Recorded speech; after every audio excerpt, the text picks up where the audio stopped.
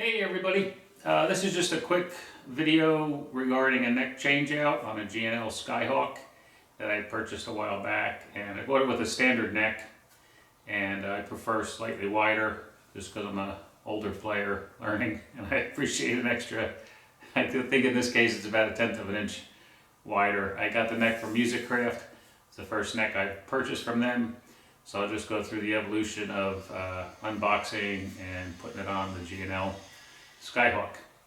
And pretty straightforward, but if anybody's interested in MusiKraft necks, this will give them a little idea of what to expect.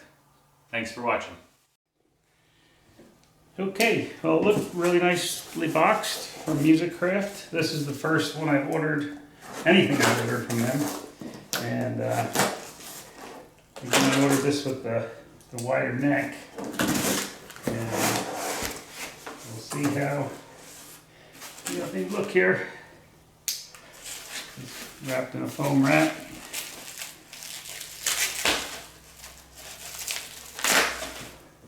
I should use the scissors, but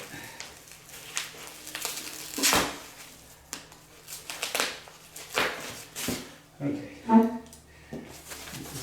I ordered it with a darker fretboard and abalone dots or inlays. So far it's looking pretty good.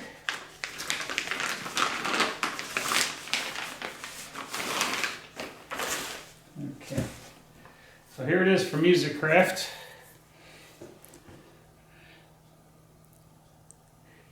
Abalone inlays. And I got the headstock to match the G&L, with a little hook in it. And I'm going to do a little measurement here and see if the nut width is what I ordered. So I'll compare the two if anybody's interested. And I just have a cheap micrometer here. So the G&L in inches is 1.677. 1.677, and the MusiKraft is 1.762.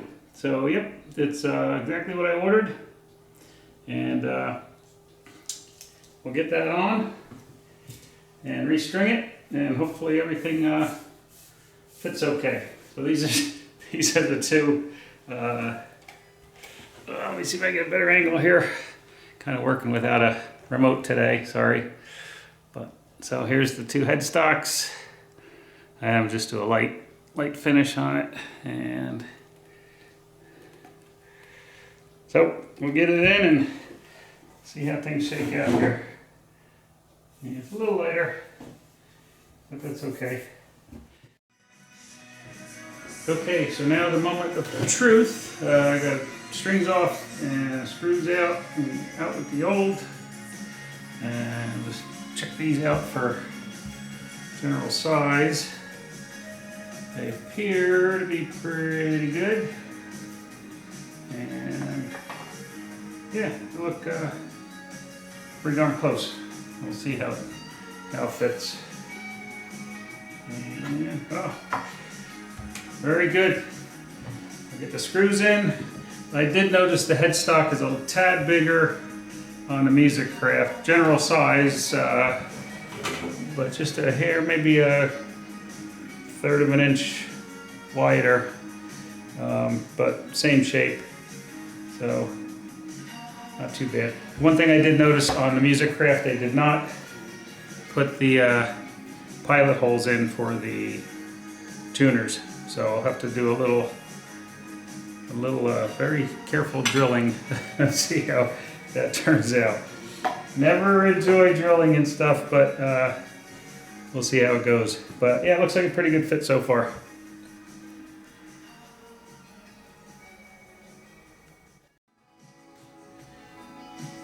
Okay, what I'm doing is just putting the G&L tuners in and just kind of pressing them in with my thumbs to get a little indentation of where the holes need to go for it. I don't know if you can see that, but where the holes need to go for the little anti-rotation pins. So now I just gotta steadily drill a few small holes here and we'll get these in. Interestingly enough, I measured the depth of the hole in the original G&L neck for the pins, the tuner pins, and it was probably 3/4 of the way through the headstock, which is a little scary because I don't want to go all the way through. So I measured the actual pin, which is really tiny, and I just put a piece of masking tape. Most of you probably know that trick. Just put a piece of masking tape on the drill bit and that'll be your depth gauge. So like I said, the pin is probably 1/3 the depth of the actual hole, maybe about half. So I'm just gonna go the depth of the pin in the new neck and see if we get these puppies on here.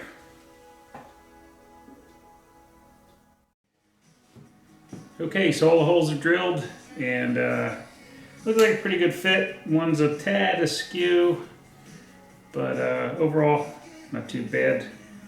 I had to break out my electric Dremel tool because my battery one kind of died on me here. But so that's taken care of. I do want to note that we have to drill the holes in the neck here to mount to the body. So that will be the next little thing to do here, and we'll get that done.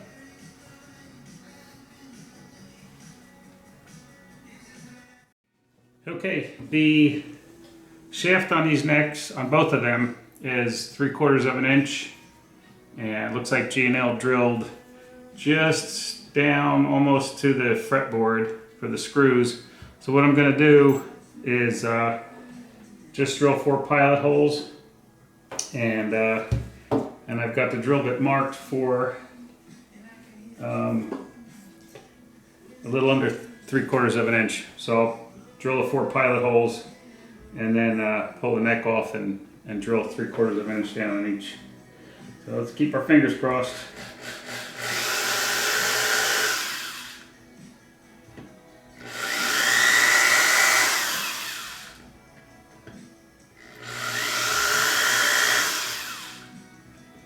This one's a little tighter here with the clamp.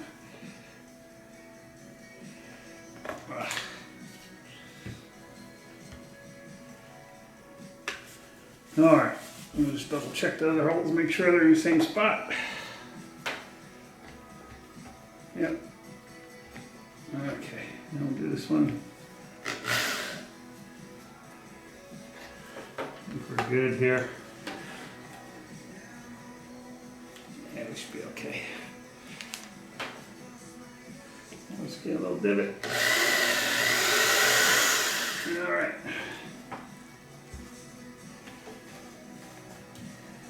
Okay, we'll puppy off. And hopefully, that's kind of where it's supposed to be. That looks pretty good.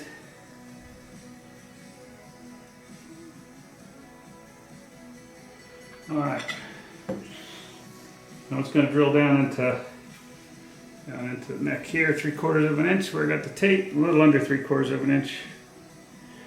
Probably should be using a clamp for this. I will be back. Okay, got my handy little pan of ice made in the US of A. I'm just going to drill me down a little bit here.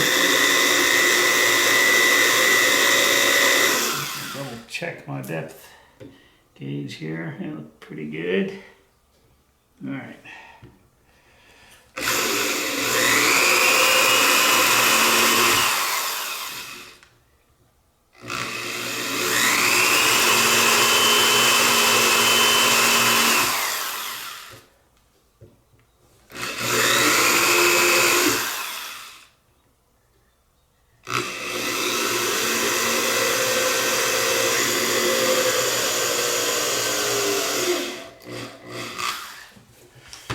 Okay, I'm gonna move this out of here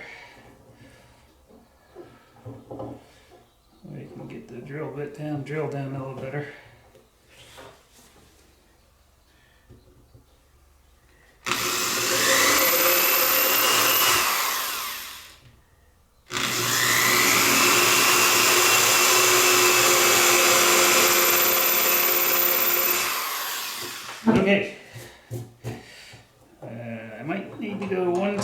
bigger on a drill bit, but we will see.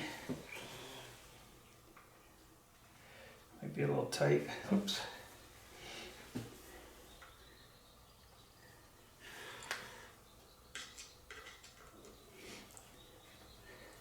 Looks like they might work. Okay. Put a little dish soap on that when we put them in, and let's see how we do. Get this stuff out of the way. Okay, I tried putting the neck on, and the first screw I put in kind of bottomed out really, really tight. So I'm just going to wring these out a little bit and just give it a little tap to get it down a little bit more, and should do the trick.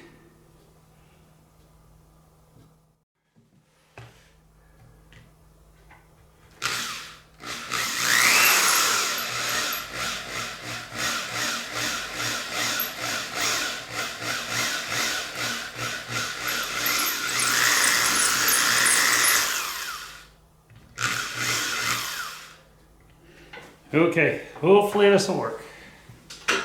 Better to drill 2 or 3 times than once too big. Okay, getting ready to put the screws in.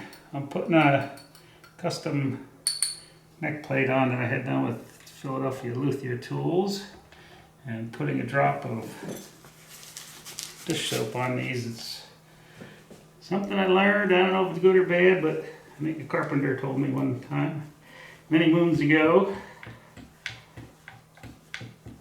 Kind of helps things get in a little better. They're tight. I have to go a little more.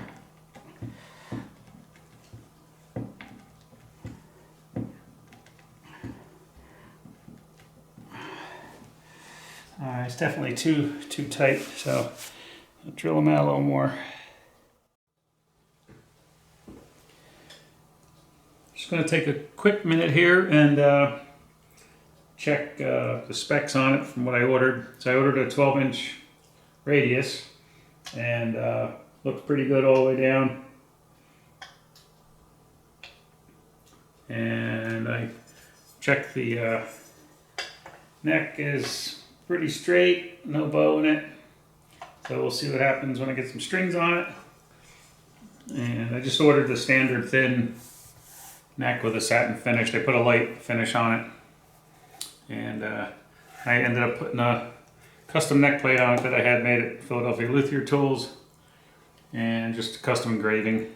And that's about it. I'll get some strings on it and then give it a final check here. And see how things go. Okay, so just a little recap here. The neck and body have had a couple of days to settle in with the strings, and just go over everything I like about the MusiKraft, which was everything I ordered. The extra 1/10 of an inch down at the bottom here gives my clumsy fingers a little more room to fumble around.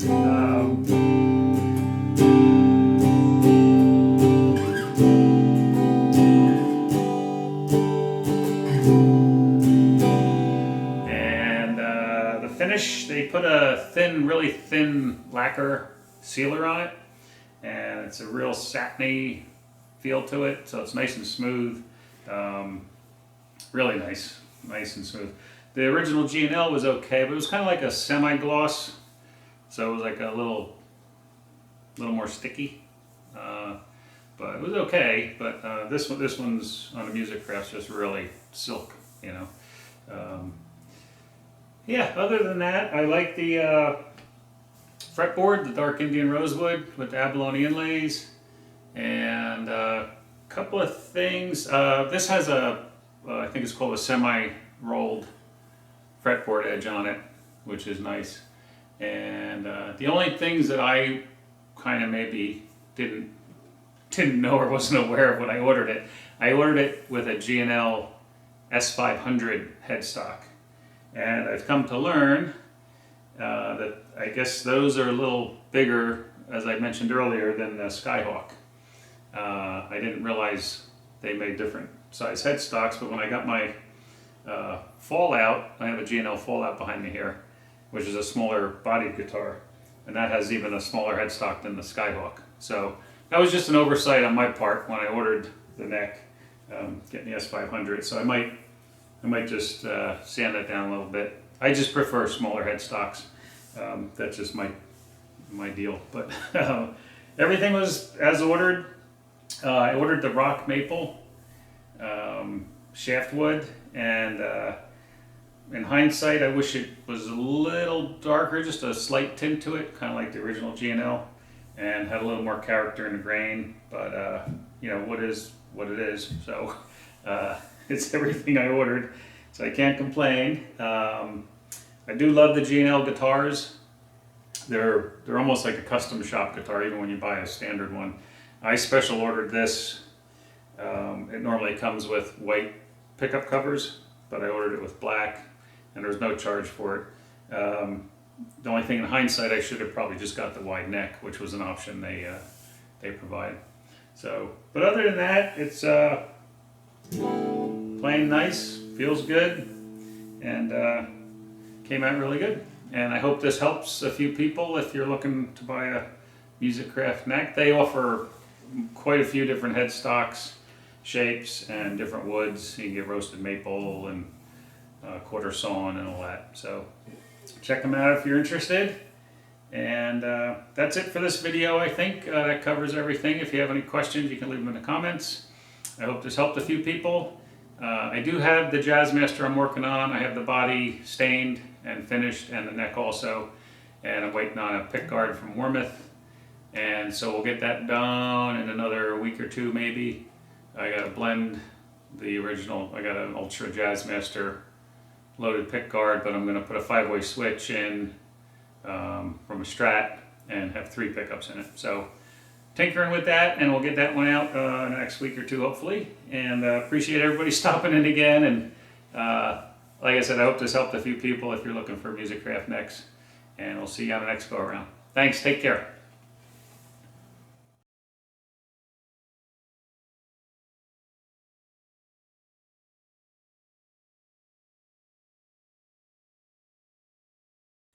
Hey everybody, so I finished the video of the MusiKraft neck, and it worked out fine. It was a beautiful neck.